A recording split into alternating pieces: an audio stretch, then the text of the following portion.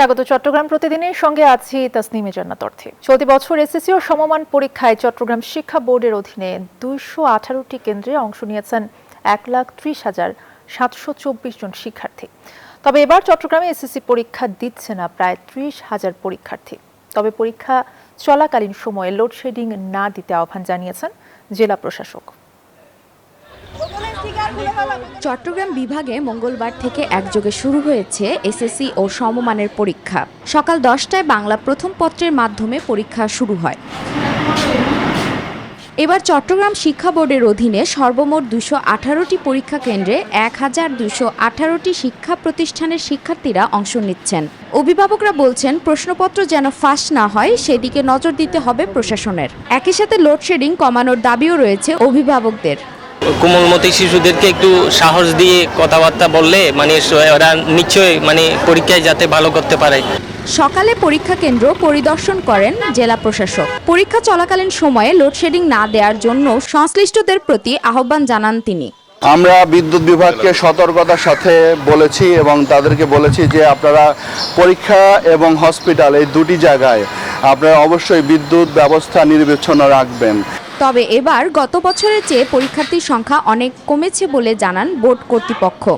গতবার শিক্ষার্থী ছিল 1,40,000 প্লাস, আর এবছর 1,30,734 জন, প্রায় 10,000 শিক্ষার্থী আমাদের বোর্ডে কমে গিয়েছে।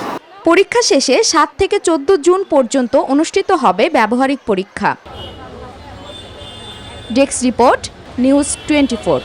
এদিকে সারা দেশে এসএসসি পরীক্ষা সুষ্ঠু এবং সুন্দরভাবে সম্পন্ন হয়েছে বলে দাবি করেছেন শিক্ষামন্ত্রী আনম এহসানুল হক মিলন। বোর্ডের চেয়ারম্যানগণ বলেছেন পরীক্ষা সুন্দর হচ্ছে, কোথাও কোনো অপ্রীতিকর ঘটনা ঘটেনি, প্রশ্ন আউটের কোনো সম্ভাবনা আদৌ নেই এবং হয়নি, এবং এই ধরনের কোনো আলোচনা নেই।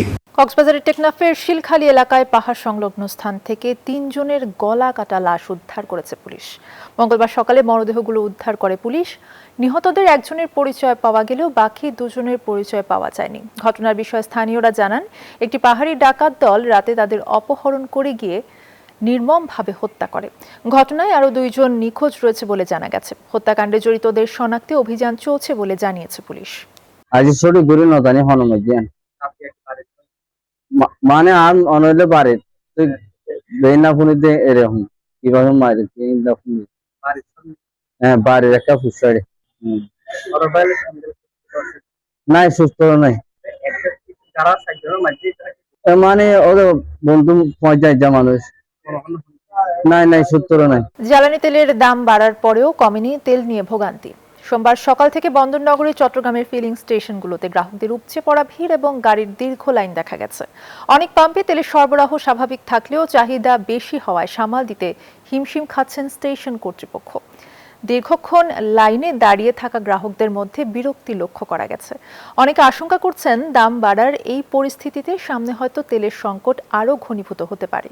তাই আগেভাগেই ট্যাঙ্ক পূর্ণ করে রাখার চেষ্টা করছেন চালক। চট্টগ্রাম নগরীর জলাবদ্ধতা নিরসনে ক্রাশ প্রোগ্রামের আওতায় নালা, খাল পরিষ্কার এবং মাটি উত্তোলন কার্যক্রম হাতে নিয়েছে চট্টগ্রাম সিটি কর্পোরেশন।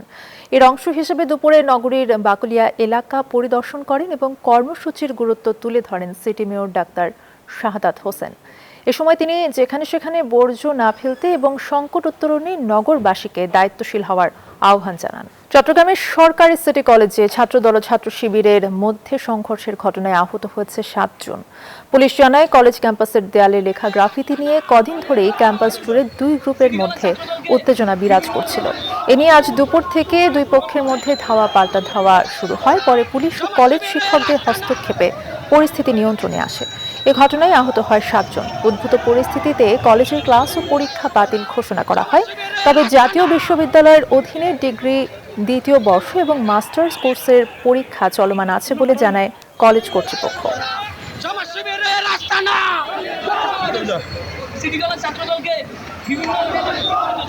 চট্টগ্রামের সরকারি সিটি কলেজের সর্বশেষ খবর জানাতে ঘটনাস্থল থেকে আমাদের সাথে যুক্ত আছেন সহকর্মী আকরাম হোসাইন। আকরাম, সরকারি সিটি কলেজের বর্তমান পরিস্থিতি কি জানাবেন বিস্তারিত? অর্থী চট্টগ্রাম সরকারি সিটি কলেজে দেয়াল লিখনে একটি গুপ্ত লেখাকে কেন্দ্র করে ছাত্রদল এবং ছাত্র শিবিরের মধ্যে দুপুর নাগাদ সংঘর্ষ বাধে। সেই সংঘর্ষে আসলে রণক্ষেত্রে রূপ নেয়, বেশ কয়েকজন উভয় দলের বেশ কয়েকজন আহত হয়েছে। আপনারা দেখতে পাচ্ছেন আইন শৃঙ্খলা রক্ষাকারী বাহিনীর সদস্যরা কিন্তু সড়কে অবস্থান করছে এবং আমরা পুলিশের সাথে কথা বলেছি। পুলিশ বলছেন এখন পরিস্থিতি নিয়ন্ত্রণে আছে, কারণ দুপুর থেকে কয়েক দফা ধাওয়া পাল্টা দেওয়া হয়েছে। সেই ধাওয়া পাল্টা দেওয়ার পরেই কিন্তু ক্যাম্পাস বন্ধ ঘোষণা করেছে। এখন ক্যাম্পাস বন্ধ আছে। আইন শৃঙ্খলা রক্ষাকারী বাহিনী এক পাশে অবস্থান করছে, অন্য পাশে ছাত্রদলের নেতাকর্মীরা অবস্থান করছে। ছাত্রদলের নেতাকর্মীরা যেখানে অবস্থান করছে সেখানে কিন্তু তারা বিভিন্ন স্লোগান দিচ্ছেন এবং স্লোগান দিয়ে তারা যেই গুপ্ত লেখাটির নিয়ে সংঘর্ষ বাধে সেটি নিয়ে স্লোগান দিচ্ছেন। আমরা ছাত্রদল নেতাকর্মীদের সাথে কথা বলেছিলাম, তারা যেটি বলেছে, তারা বলছেন দুপুরে তারা মিছিল করার সময় তাদের উপর অতর্কিত শিবির হামলা করে। একই সাথে আমরা ছাত্র শিবিরের সাথে কথা বলার চেষ্টা করেছি, কিন্তু ছাত্র শিবিরের কাউকে না পাওয়ায় তাদের বক্তব্য নেওয়া আসলে সম্ভব হয়নি।